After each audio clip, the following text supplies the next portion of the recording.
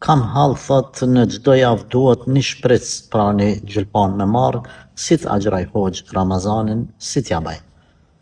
Allahu të shëroft me shërim të plot ty dhe të gjithat ata të cilët kanë smundje të ndryshme. Kjo çështje alternativa e parë nëse ke mundësi për shembull me marr mas iftarit deri në syfër, elhamdulillah.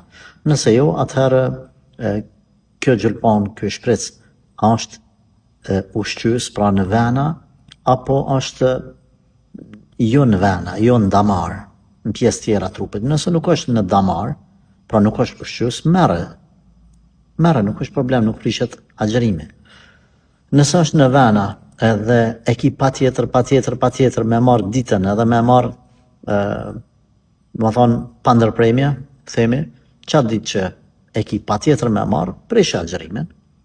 Pra çdo javë i bjerë 4, eventualisht 5 ditë me i prish, edhe pastaj i kompenzon, i agjëron mas Ramazanit. E rëndësishme, dini Allahut ka lehtësime për gjërat që për një janë serioze. Kështu përgjigja në bazë të pyetjes për ndonjë detaj që nuk e kam kuptuar ose nuk po e di, atëherë është mirë në mënyrë direkte ti me kontaktu me ndonjë hoxh dhe më sqaru më detajisht që mos më bëni gabim.